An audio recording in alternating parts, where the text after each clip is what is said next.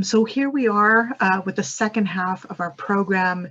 We're going to start a panel called Working People's History in Guyana. Our first speaker will be Kimani Nehusi of Temple University. And just as a bit of a background, Dr. Nehusi is Associate Professor of African American Studies at Temple University in Philadelphia. He is a multidisciplinary scholar with strong interests in language and linguistics, history, culture, and research methodology, whose research interests include Africa and its diasporas from ancient to modern times, the Caribbean, and Guyana. Okay, so welcome, Kimani. Thank you very much, Amanda.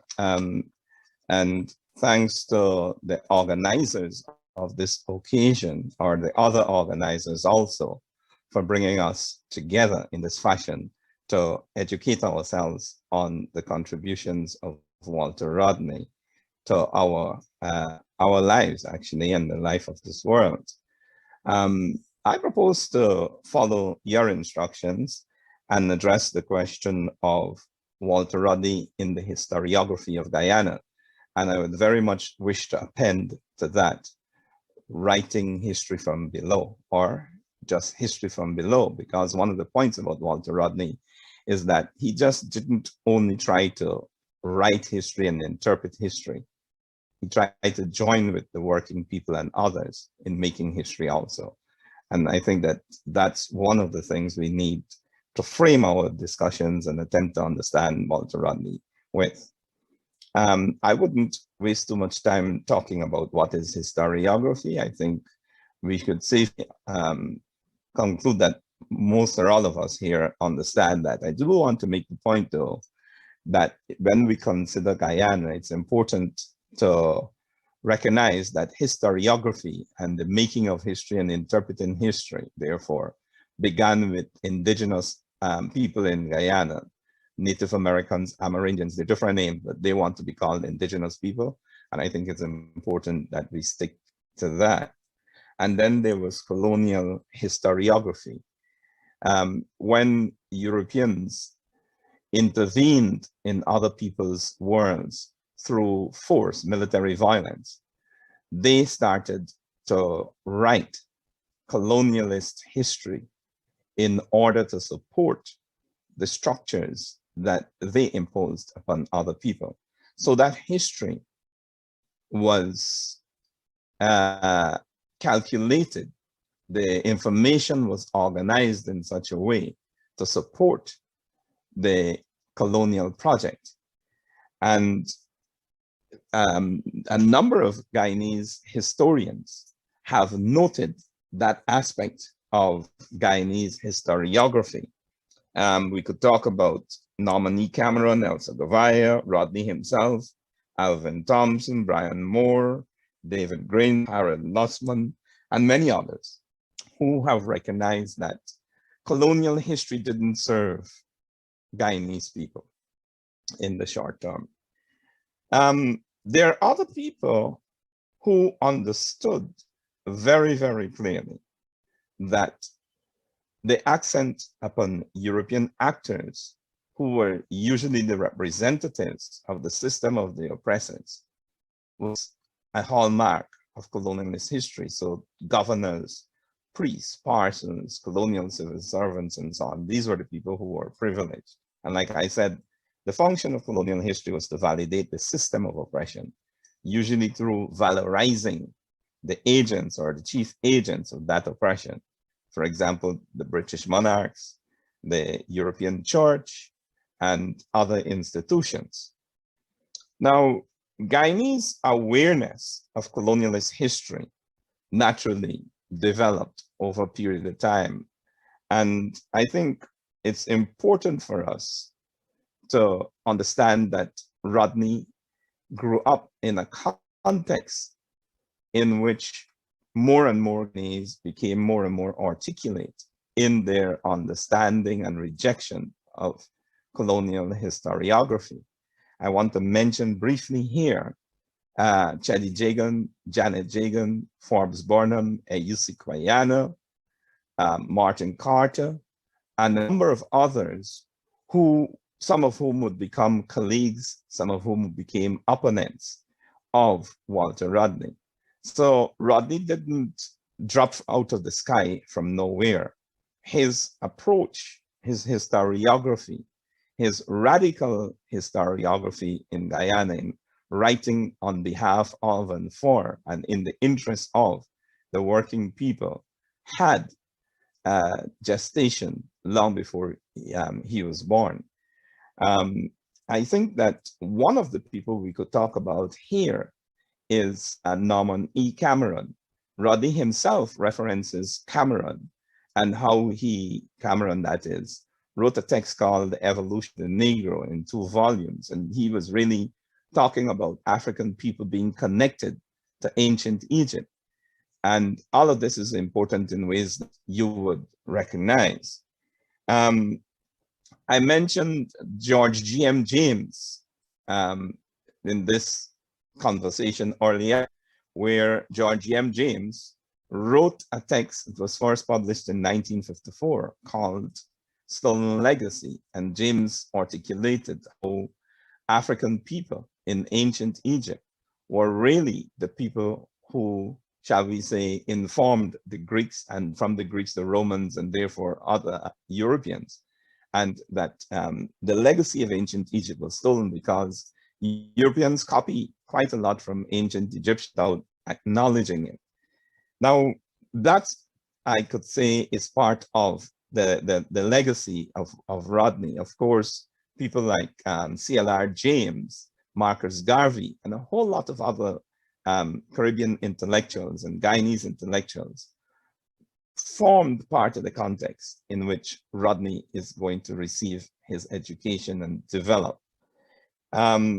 The ultra-left tendency within the original PPP, I think, is an important intellectual influence upon Walter Rodney.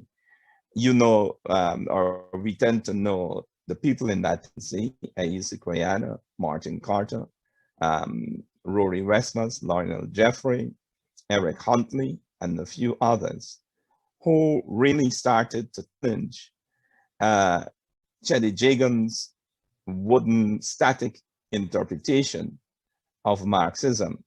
And I think this is important because it's the first time in Guyana we're beginning to see a far more creative interpretation of Marxism. And Rodney would deepen that vision. It's interesting that when our brother Chinedu earlier, when we had a brief discussion just now, we mentioned the way in which Rodney is, we didn't use the term creative, but this is how he's applying Marxism. And it's important for us to see that it has its, well, a previous incarnation in Guyana, and the ultra-left tendency would break Chedi Jagan inside the original PPP. And part of this is because they were developing their understanding of Marxism so quickly. So all of this is part of the context in which Walter Rodney's awareness, I would argue, developed. Now, Rodney himself made some very, very distinctive contributions to the historiography of Guyana. And in talking about that, I just want to mention very briefly some of the texts that we could look in doing this. The primary one, in a certain way, would be, of course, A History of the Guyanese Working People, which has been mentioned before. I would also put Groundings with My Brothers in there. I mentioned this text, The Birth of the Guyanese Working Class and the First Sugar Strikes, 1840-41 and 1847. It's an address that was given in one of the Caribbean islands and reprinted. And he's talking about the way in which the working people in Guyana contributed to processes going on. Then the Kofi Badu out of Africa and Lashmi out of India. These are two very important texts because they're written for children, but they're also addressing the question of race and racism in Guyana. And of course, there are Guyanese sugar plantations. Those are the major texts. There are other ones, addresses, and of course, all his speeches on the streets of Guyana, some of which have been produced in print. People's Power, No Dictator, as a good example. All these are the materials for the understanding, the writing and reciting of Guyanese history. Now, Rodney made some very, very distinctive contributions to Guyanese historiography, as I have said. And one of them, perhaps the most important one, is the intervention on the side of the people. The working people, I think, is his terminology. And I believe that that's the one should be preferred because it doesn't risk getting confused with the question of class, although Rodney uses that term also. I think the more precise term is working people because the people referred to weren't yet a class in the classical Marxist sense of having a consciousness of being together, and B, developing organization to articulate their interests as a single group of people. The question of race continued to divide much of this group of people substantially, and I think it's one of those things we need to address.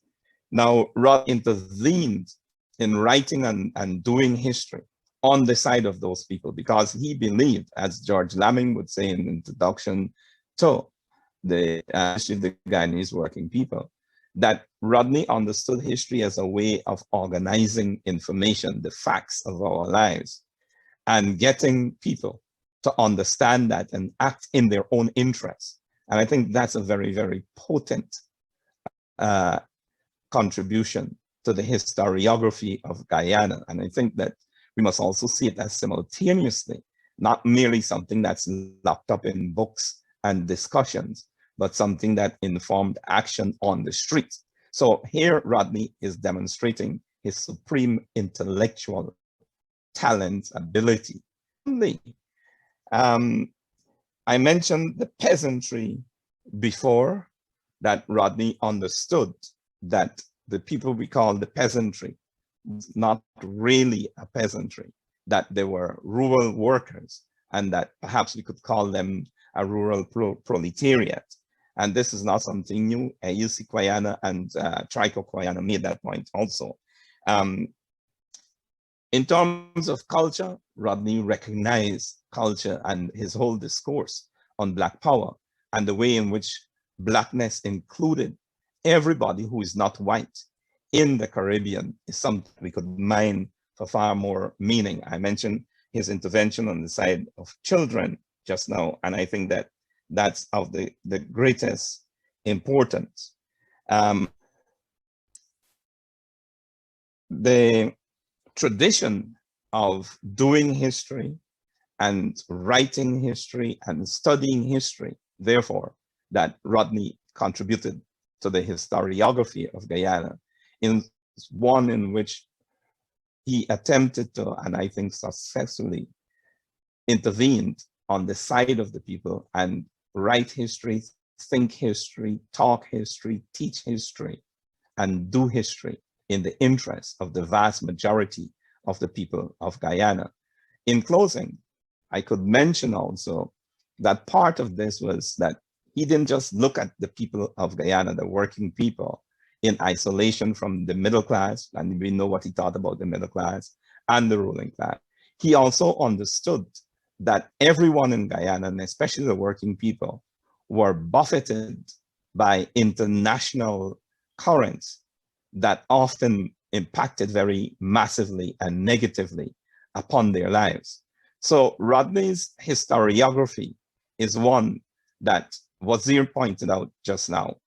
It looked at the specifics, at the local conditions, and attempted to understand what was happening in those particularities. But at the same time, he never imagined them or recognized them to be completely isolated from other currents that dictated or at least impacted upon the lives of the people he was examining. I think I'll stop.